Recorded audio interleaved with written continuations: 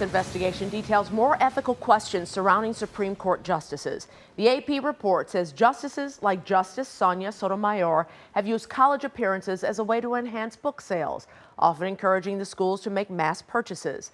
And universities and colleges have frequently used appearances by justices as a prime fundraising opportunity. So, joining us right now to go more in depth on the investigation's findings and to talk about the possible impact on the court is WGN political analyst Paul Lesnick. Hello, Paul. How are you? Hi, Micah. Good to be with you. Good to be. I'm sorry you're not here, but it's good to see you.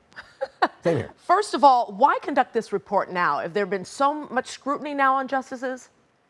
Well, my guess is the report research has been going on for some time. This is something that various entities have been looking at for quite a while. It's just sort of coming to a head right now. I have to tell you, Micah, it's not a shock. Look, I was a law school dean. Supreme Court justices in the summertime spoke on our Rome campus. I mean, they teach over the summer. Those kinds of things they do. It's not unexpected. What the report is shedding light on are all of the extra perks that come along with everything, the first-class airfare and all of that. But mostly, this is a reporting issue. This is are you telling anybody you got this stuff? So you're basically saying this is the norm, but they're not reporting it.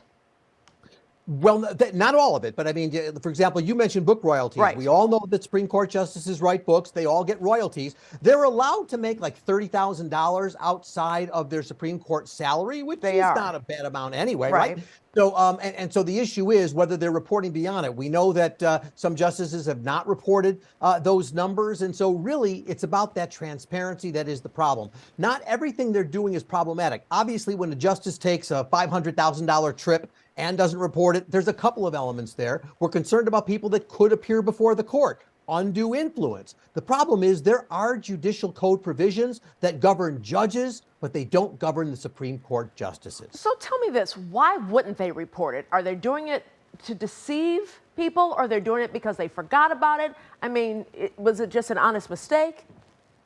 Well, we don't know for sure. I think, look, these justices are among the best and the brightest, right? So to have this sort of naivete approach, as Justice Alito said. Well, and Justice Clarence Thomas pretty much said the same thing, didn't he? Well, yeah. The reason I mentioned Alito is because there was that seat that he argued would be empty if he wasn't in it. So he did, those kind of things. They know what they're doing. So I do think, Micah, there has to be a knowing sense of it. I think they just think on some level they're above the report, that the rules don't apply to them, that they're above it all, and that they will be fair and equitable no matter what case comes before them. But the problem is, look, we just had Justice Ketanji Brown. She recused herself in the affirmative action case because she went to Harvard and served on admissions there. And guess what? The Harvard case she took herself off of. But we don't see other justices doing that when cases that have made them money or exposed them to various people, maybe at an event, they don't take themselves off of those cases. That's the problem. Well, what can all of these investigations and reports and finding these things out, what kind of effect can it have on the court system?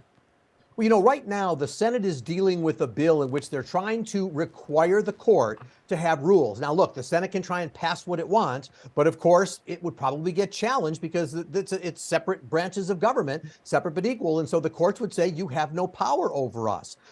Essentially, the court has to adopt its own rules, and they can. And Chief Justice Roberts keeps saying how we must be beyond reproach.